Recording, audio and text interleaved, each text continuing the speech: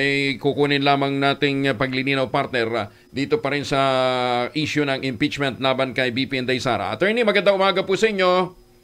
Magandang umaga, Angelo, at sa inyong mga tagapakinig. Good morning po. Morning po. Opo, nag-react ho kayo doon ho sa pagpapile ng ombudsman ng kaso laban po kay Vice President Sara at sa iba pang mga akusado dito sa investigasyon na ginawa ng Senado. Will it in any way affect ito pong impeachment trial, Attorney? Yun nga po ang sinasabi ko, Angelo, no, na kailangan mag-message tayo, maging alerto tayo. Although sabi ko nga masaya tayo sa ginawang pagbigay ng palugit na pagbigay na sa sumagot o ng complaint, no.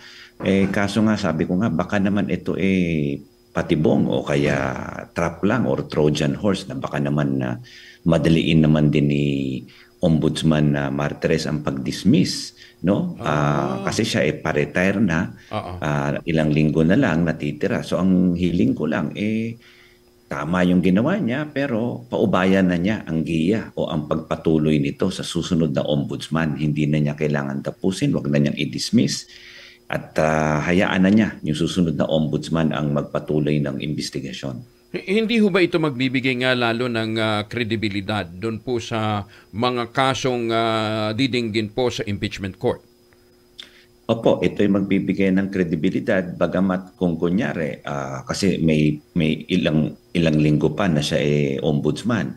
Kung biglang i-fast track niya ito at i-dismiss, di nagkaloko-loko na, di ba? O kaya baka sabihin naman ito ng mga, alam mo naman yung atin mga madudunong na senador na na bumoto na i-remand ito sa House, baka ang gawin nila total meron na sa ombudsman, wag na natin gawing impeachment. Pakinggan na lang natin yung ombudsman para doon na lang, wag na dito sa impeachment court. So baka naman, magulo na nga yung ating impeachment dahil dito lalo pang gumulo. Kaya nga sabi ko, magmasid tayo, tignan natin at wag tayong kakagat sa patibong o sa trap na ito. Oo. Although ang sa ombudsman, civil and criminal liability, di ho ba? Opo, magkaiba po ang proseso. Kaya nga po pwede pong sumabay ang impeachment at saka ang ombudsman or later on ang Sandigan Bayan, no? Pag ito ay nasampa na sa Sandigan Bayan, kahit tumuloy sa impeachment, pwede naman yan dahil ang impeachment, ang kanyang objective ay removal from office and yung hindi na pagsilbi o yung disqualification to hold further office, no? Yung sa ombudsman naman, yung criminal liability meaning preso at yung civil liability meaning ibig sabihin danyos or ibalik ang let's say ninakaw na yaman para sa kaban ng bayan. Oo. Ngayong araw na ito, deadline ho ng pagsusumite ni BP Inday ng sagot doon sa mga kaso sa impeachment court. Ano yung ini-expect ho ninyong magiging sagot niya other than doon sa mga nabanggit niya ng mga argumento? Dati. Oo. Opo, nakakatuwa nga ito sa pangyayaring ito kasi kung maalala nyo, yung kanyang 16 na magigiting na abogado ni Vice President Sara, nag-file sila ng notice of appearance ad cautelam, ibig sabihin with caution. Di ba po? Baka naman po, dahil itong 10 days matatapos nga ngayong araw na ito, mag-submit na naman sila ng answer ad cautelam with caution na naman. So, ang nakakatawa dito, yung with caution, parang mo sinasabi, magsasubmit kami, pero parang hindi mo binabind o hindi kami parang hawak dahil medyo, teka muna, bigay kami pero hindi buo ang loob namin sa pagbigay ng aming argumento or ng answer. Pero kung hindi sila nagbigay ng answer or hindi sila nagsumiti ng answer, mas malala po yun. Kasi kung hindi sila nagsumiti ng answer, sabi nga nung mga ibang komento na, mas delikado yun dahil sila ay madi-declare in default. Ibig sabihin po ng in default, hindi na ho sila makakapaglabas ng kanilang argumento o ng kanilang ebidensya laban doon sa mga akusasyon sa kanya sa impeachment court. Paki-educate nyo ako, attorney. Ano bang ibig sabihin ng with caution?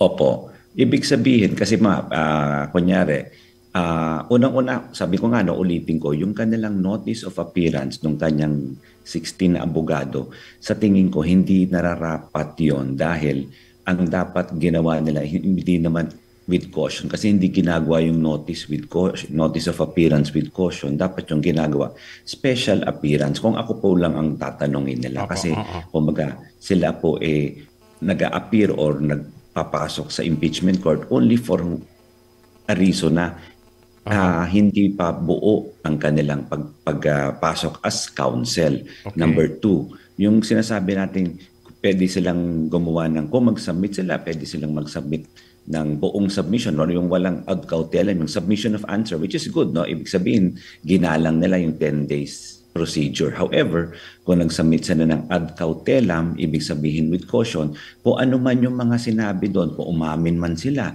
o let's say nag-deny man sila, o nagbigay sila ng palusot o ng depensa, hindi po ibabound si Vice President Sara dito dahil pwede na lang sabihin, sumasagot lang kami dahil sinabi niyong sumagot. Pero hindi man actually kami talaga nagbibigay pa ng aming kabuuang sagot. Ibig sabihin, pwede pa nalang dagdagan, pwede nalang bawasan, pwede nalang baguhin kung ano yung kanilang sinabi doon dahil na with caution.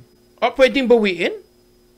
Kasi nga po, with caution yun eh. Depende nga yun kasi pwedeng sabihin nila, sumagot kami pero later on pala, sabihin ng Senado, hindi pala tutuloy yan dahil nga may ombudsman. Di ibig sabihin yung answer nila, pwede nilang bawiin kasi nga with caution. Parang draft lang, partner. Yung sinubmit nila. So ano yun? Legal tactic? Yun nga po, legal tactic yun. Parang sumabay lang sila doon sa 10 days. Pero kunyari, sabi ko nga Angelo, no?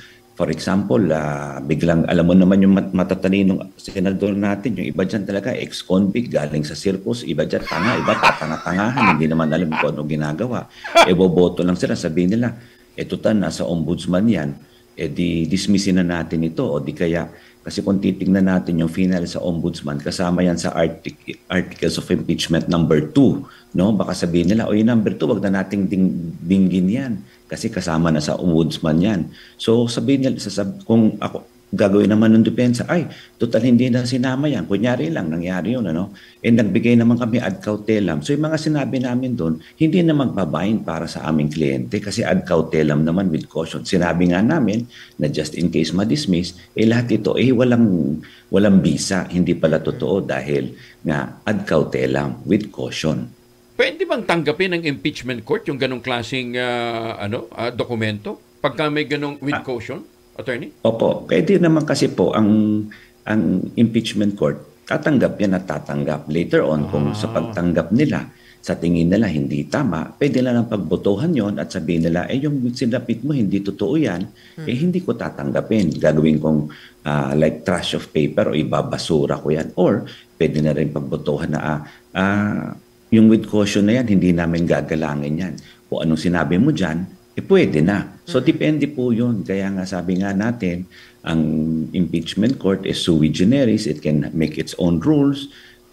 Pero tandaan natin, kung hindi man nakasulat yung rules doon, yung rules of court ay suppletory. Ibig sabihin, kung anong rules namin na ginagamit sa batas o sa korte, yun din ang susundin. Kaso nga, uulitin ko, pwede rin silang bumoto. Tatanggapin ba natin ito? Susundin ba natin to? Gagalangin ba natin to? Pwede nilang pagbotohan yan. Pero, kinukosyon ko rin ang Senado na contrary doon sa sinabi ni Senate President Cheese na sila yung sole decision, hindi naman ultimate yung power nila na wala naman pipigil sa kanila. Kasi ang ultimate decision, ang ultimate rule, hindi ang Senado, kung hindi ang Constitution. At malinaw po ang batas natin sa Constitution. So kung sila ay lumabag, sinabi nga may grave abuse of discretion, pwede silang intervene ng Supreme Court at itama ang dapat gawin ng Senado.